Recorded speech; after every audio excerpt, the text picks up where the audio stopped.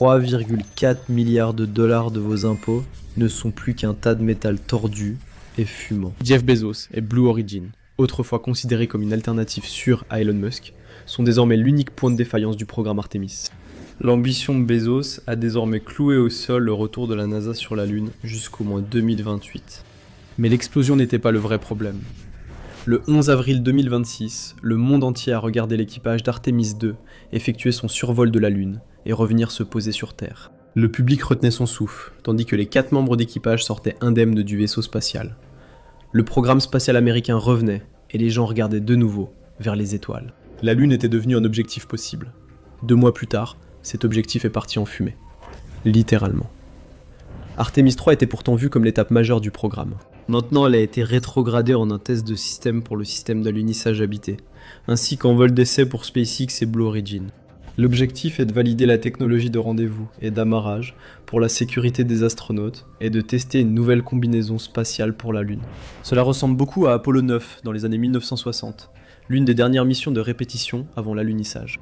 Mais contrairement à Apollo 9, il n'y a toujours pas de calendrier précis pour la suite. Et tout cela grâce à un seul homme. Blue Origin de Jeff Bezos a été l'un des premiers pionniers du vogue spatial privé, fondé en 2000 alors que la domination de la NASA commençait à s'estomper. Bezos a saisi une opportunité et a préparé l'entreprise pour l'ère du voyage spatial, malgré une activité très limitée durant les 5 premières années. Mais en 2006, elle a lancé son premier véhicule d'essai depuis son site de lancement au Texas, qui a atteint une hauteur de 87 mètres. Blue Origin s'est fait connaître grâce au tourisme spatial, offrant des vols suborbitaux onéreux à des célébrités et hommes d'affaires. Les détracteurs disaient que ce n'était qu'une simple tour de chute libre de parc d'attraction, pas un vol spatial. Derrière les moqueries, l'entreprise concevait du matériel sérieux, soutenu par un financement presque illimité de Bezos. Bientôt, le gouvernement a attribué un contrat de 3,4 milliards de dollars pour l'atterrisseur lunaire Artemis 5. Ce vaisseau participerait à la première mission habitée à se poser sur la Lune depuis les années 1970. Le contrat était impressionnant pour un nouvel arrivant, mais tiendrait-il ses promesses ? Blue Origin n'avait encore réussi aucune mission orbitale lors de l'attribution du contrat gouvernemental. Mais en janvier 2025, l'entreprise a réalisé son premier lancement réussi. Une autre mission a suivi en novembre de la même année, cette fois avec une charge utile non habitée de la NASA. Tout semble bien avancé et la NASA était prête à investir davantage dans l'entreprise. Jeff Bezos semblait être le choix stable et fiable, mais la NASA pourrait bien s'être mise dans une impasse. L'agence a massivement investi dans Blue Origin et le prototype New Glenn. Si un obstacle survient, la NASA sera également affectée. En mai 2026, tout le monde a regardé avec horreur lorsqu'une fusée New Glenn a explosé sur la rampe de lancement du complexe dédié à cette fusée à Cape Canaveral. Cela a non seulement détruit le véhicule, mais aussi gravement endommagé le seul site de lancement opérationnel de Blue Origin pour ce type de fusée. La fusée et le calendrier étaient perdus. Une erreur tragique, ou quelque chose de plus. Parce que ce n'était pas un accident isolé, la catastrophe couvait depuis un certain temps. Blue Origin, comme toutes les entreprises aérospatiales, est très secrète. Si elle fait la une hors lancement prévu, c'est sans doute une mauvaise nouvelle. De plus, en tant qu'entreprise privée, la transparence est moindre qu'à l'époque glorieuse de la NASA. Pour la plupart des gens, le développement des fusées avançait normalement, début 2026, porté par le succès d'Artemis 2. Le premier signe de problème est apparu en avril 2026. Un phénomène inhabituel est apparu dans l'installation 4 de Blue Origin sur Merritt Island. Des images de drones ont montré d'importants dégâts sur le toit d'un bâtiment d'essai vertical pour système de fusée et nettoyage des réservoirs. La vidéo est vite devenue virale, poussant le gouvernement à suspendre temporairement les opérations. Ce n'était pas qualifié de revers majeur, mais cela a suscité des questions. La réponse est arrivée bientôt, dans un brasier. En avril 2026, la FAA a enquêté sur l'échec de l'entreprise à atteindre ses objectifs. Un lancement d'essai récent n'a pas atteint son orbite après avoir touché le 2e étage. Cela a suscité de sérieux doutes sur la capacité de la fusée New Glenn. La fierté et la joie de Bezos devaient soudainement prouver leur aptitude à gérer une mission à forts enjeux. Ont-ils précipité les choses ? Quoi qu'il en soit, la catastrophe a rapidement suivi. Le 28 mai, la fusée New Glenn testait son 3e propulseur de premier étage. Le test de mise à feu statique était l'un des tests de fiabilité visant à soumettre la fusée à la pression extrême du décollage. Ce test a révélé une vulnérabilité dévastatrice.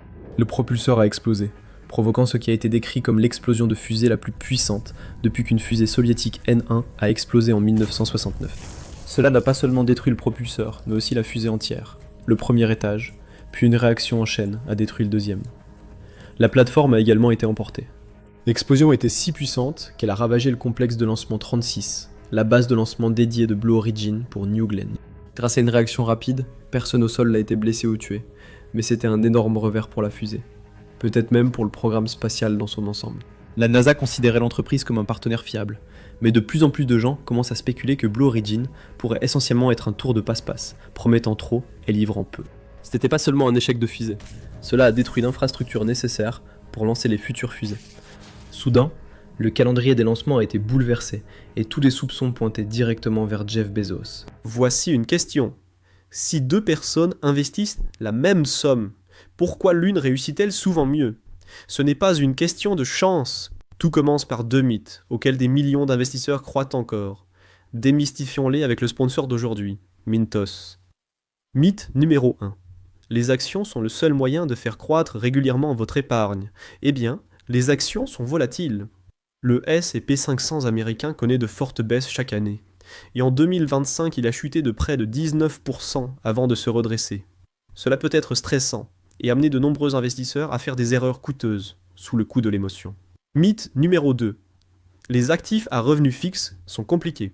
Ils ne sont pas destinés aux investisseurs ordinaires. En réalité, investir dans le revenu fixe est plus simple que vous ne le pensez. Le marché européen de l'investissement alternatif pour les particuliers a presque doublé en seulement 5 ans. C'est là que Mintos entre en jeu. Mintos est une plateforme facile à utiliser qui vous permet d'investir dans des prêts, des obligations et de l'immobilier en seulement quelques clics. L'objectif est simple. Gagnez un revenu régulier sans dépendre des hauts et des bas du marché boursier et répartissez les risques. Les prêts sur Mintos ont offert un rendement net annuel moyen de 8,8% depuis 2015, ce qui est supérieur à un compte d'épargne. Mintos a été fondé en 2014 et compte plus de 700 000 investisseurs à travers l'Europe, gérant plus de 800 millions d'euros d'actifs pour les investisseurs. Investissez dès 50 € avec une gestion automatisée ou gardez le contrôle total. Pour recevoir un bonus de bienvenue exclusif, scannez le code QR ou cliquez sur le lien dans la description. Voilà, c'est fait. 2 mythes sur l'investissement ont été démystifiés. Investissez dès aujourd'hui avec Mintos. L'entreprise affirmait suivre une ingénierie lente et méthodique, vérifiant chaque étape 2 ou 3 fois. Mais à présent, la lenteur était réelle, mais pas vraiment le côté méthodique. Les récentes défaillances matérielles montraient un processus de test bâclé, laissant passer d'importants problèmes structurels. Et SpaceX pourrait avoir l'avantage en échouant plus rapidement. Il existe d'innombrables histoires et gros titres sur les fusées de SpaceX, et c'est parce que la société d'Elon Musk fonctionne selon une approche qui semble imprudente, surnommée « fail fast ». Elle construit les prototypes et les teste en les lançant bien avant qu'ils ne soient prêts. La plupart n'atteignent pas l'orbite, mais l'entreprise apprend de ses échecs et reconstruit plus vite et plus fort. Ces catastrophes ternissent l'image de l'entreprise, mais en réalité, elle intègre l'échec à sa stratégie, au lieu d'échouer, faute de planification. Blue Origin, elle, se concentre surtout sur son image publique. Donc quand elle échoue lourdement. Si des fusées échouent aussi tard, que cache encore l'entreprise ? Le moteur BE4 ou Blue Engine 4 est au cœur du programme Blue Origin. Ce moteur propriétaire est un modèle de fusée à carburant liquide qui utilise du méthane liquéfié et un cycle de combustion étagé pour créer l'un des lancements les plus puissants disponibles. Conçu initialement pour la fusée New Glenn de Blue Origin, il a donné d'excellents résultats lors des essais et a été adopté en 2014 par United Launch Alliance pour son programme de nouvelle génération. Une grande partie des tests du BE4 a depuis été liée au développement de la fusée Vulcan de ULA, et cela pourrait avoir conduit au plus gros problème. Le BE4, l'un des plus grands succès de l'entreprise, a eu un développement très long. Il a fallu 13 ans entre sa création et son premier vol. En comparaison, le moteur Raptor de SpaceX a pris son envol en seulement 7 ans. C'est typique du fonctionnement de Blue Origin. Elle gagne des partisans grâce à des produits de haute qualité, qui sont souvent coûteux à produire, dont les matériaux sont difficiles à se procurer, et qui comportent le risque qu'une seule défaillance retarde l'ensemble du projet. Le moteur BE4 a subi de nombreux retards, à cause de divers problèmes de développement et d'ingénierie, principalement liés à la surchauffe. Ce problème est fréquent avec les systèmes de combustion à haute puissance, mais la complexité du BE4 multiplie les risques de défaillance. Il nécessite aussi beaucoup de méthane et d'oxygène liquide, chacun avec sa chaîne d'approvisionnement pouvant freiner la production. Donc même de petits retards d'approvisionnement en carburant ou en matériel peuvent avoir des répercussions sur l'ensemble du processus de fabrication. Cela signifie que toute défaillance a de grandes conséquences.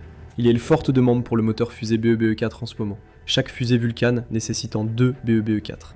La fusée New Glenn, quant à elle, en nécessite 7, qui ont tous été perdus dans la récente explosion. Le moteur est produit en Alabama, et la production ne peut facilement augmenter en cas de pénurie. Blue Origin, lié par des contrats avec Lula, doit d'abord répondre à la demande externe avant de remplacer ses propres fusées. Cela crée un goulot d'étranglement, pouvant retarder encore des missions déjà repoussées. Et cela menace l'ensemble de l'industrie spatiale américaine. L'exigence de Blue Origin en matière de qualité de pointe l'a laissé à la merci d'une chaîne d'approvisionnement complexe. Il y a très peu de marge d'erreur, et la situation actuelle dans laquelle elle se trouve pourrait empirer à mesure que les concurrents et les partenaires prennent de l'avance. Tout cela met encore plus de pression sur Blue Origin pour faire à nouveau décoller son vaisseau de pointe. Alors, avec autant de problèmes, comment a-t-elle obtenu ce contrat avec la NASA au départ ? Jeff Bezos est peut-être en bon terme avec la NASA en ce moment, mais cela n'a pas toujours été le cas. En 2021, Jeff Bezos a poursuivi le gouvernement en justice dans une bataille juridique contre le Bureau de la responsabilité gouvernementale des États-Unis. Il a soutenu que la NASA avait favorisé injustement SpaceX en attribuant à la société d'Elon Musk un important contrat d'alunissage.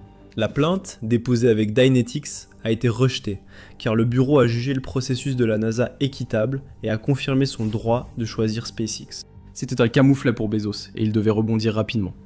Le contrat avec SpaceX était l'un des plus lucratifs de l'histoire, d'une valeur de 2,9 milliards de dollars. Les analystes pensaient d'abord que la NASA donnerait le contrat à 2 sociétés, mais un budget plus bas que prévu l'a contrainte à faire un choix difficile.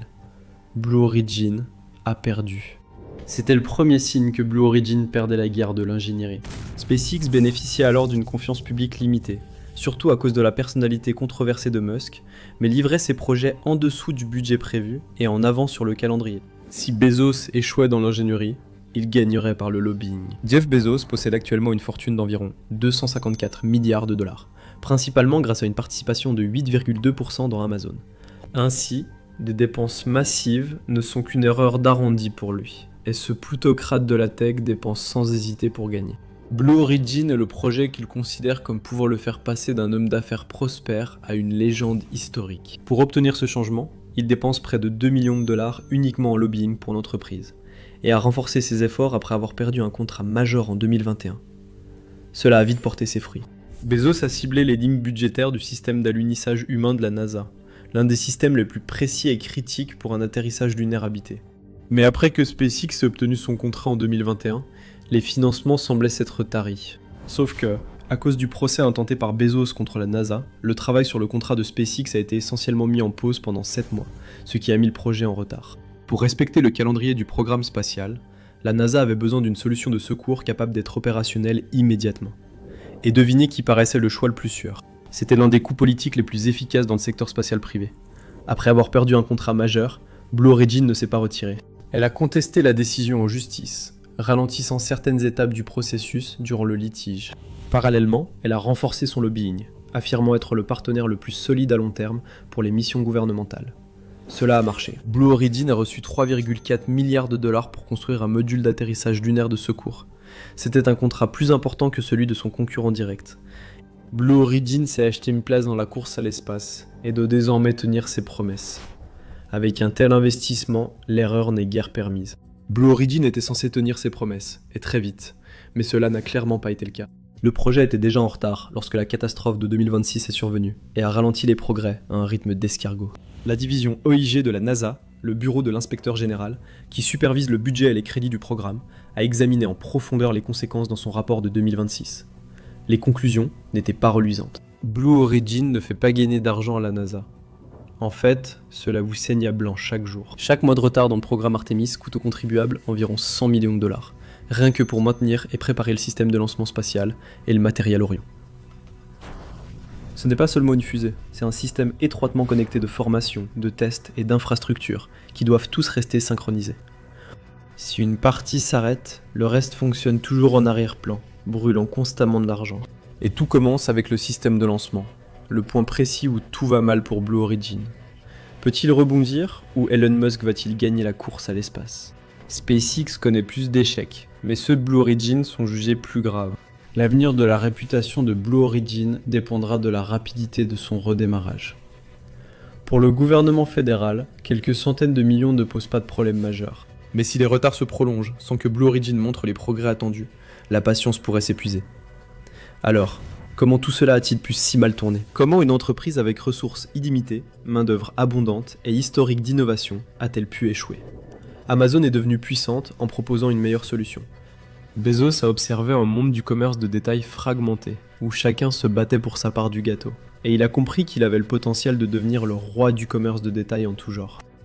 D'abord il a ciblé les librairies, puis il s'est attaqué aux grands magasins, jusqu'à ce qu'il construise un réseau d'expédition en ligne si puissant que tout le monde devait passer par lui. C'est désormais associé à un réseau médiatique et un service d'abonnement si impressionnant qu'aucun concurrent ne s'en approche. C'est ce genre de domination lente et méthodique qui rend Amazon si prospère. Mais est-ce que cela se traduit dans l'aérospatiale? Cela ne semble pas être le cas. Ironiquement, dans cette course lunaire, Jeff Bezos adopte une approche plutôt traditionnelle. Alors que SpaceX fait exploser ses fusées avec enthousiasme et apprendre ses échecs, Blue Origin se modèle sur les grandes entreprises aérospatiales des années 1970, qui fournissaient des fusées à la NASA. Elle misait sur la vente de meilleures fusées et l'éviction des concurrents via des contrats lucratifs et le débauchage des meilleurs ingénieurs. Mais ce genre de domination est difficile à obtenir et facile à perdre. Au cours des dernières années, Blue Origin a vu un exode constant de ses meilleurs ingénieurs. Cela inclut de nombreux départs immédiatement après la perte du contrat d'atterrisseur lunaire au profit de SpaceX. Plus inquiétant encore, l'entreprise a choisi de licencier jusqu'à 1000 employés, soit environ 10% de son effectif, après le vol inaugural de New Glenn. L'entreprise a présenté cela comme une restructuration standard, alors qu'elle s'éloignait de la phase initiale de conception et de test. Mais c'était un signe inquiétant, et qui s'est avéré prématuré. Les récents développements montrent que le produit final est loin d'être infaillible. Et pour ceux qui sont libres de parler, le tableau n'est pas reluisant. L'entreprise a reçu des avis négatifs sur des plateformes comme Glassdoor et Indeed. L'environnement de travail a été décrit comme intense, très compétitif et caractérisé par des évaluations de performance agressives. Cela a conduit à comparer la culture d'entreprise à celle d'un entrepôt Amazon, où des systèmes de quotas stricts font la loi. Cela peut convenir à un employé d'entrepôt ayant besoin d'un emploi, mais beaucoup moins à un ingénieur très qualifié, recherché dans un secteur très compétitif. Il y a certaines choses auxquelles on ne peut tout simplement pas échapper en payant. Jeff Bezos a amené Blue Origin au cœur de la course à l'espace, mais il l'a fait en utilisant en grande partie les mêmes tactiques qui ont construit Amazon. Cela a fonctionné pour la première étape du processus, mais est-ce que cela lui permettra d'aller jusqu'au bout? La culture des grandes entreprises technologiques valorise la compétitivité, mais se caractérise aussi par une bureaucratie procédurière et noyée sous la paperasse, qui réussit souvent en ralentissant la concurrence plutôt qu'en avançant plus vite qu'elle. Si l'entreprise ne parvient pas à redorer son image d'employeur, elle risque de subir une fuite des cerveaux qu'aucun argent ne pourra empêcher. Elle se dégrade alors de l'intérieur. Qu'est-ce que cela implique pour la course à l'espace? Jeff Bezos avait un argumentaire parfait sur le papier et avait bâti l'une des entreprises technologiques les plus redoutablement efficaces de l'histoire. Il savait construire et était fiable, contrairement à Elon Musk, de plus en plus imprévisible. Ce fut difficile, mais il a convaincu le gouvernement d'investir massivement dans sa start-up spatiale. Il a créé un monopole dans des domaines essentiels, sans lesquels le prochain grand lancement ne pourrait pas avoir lieu.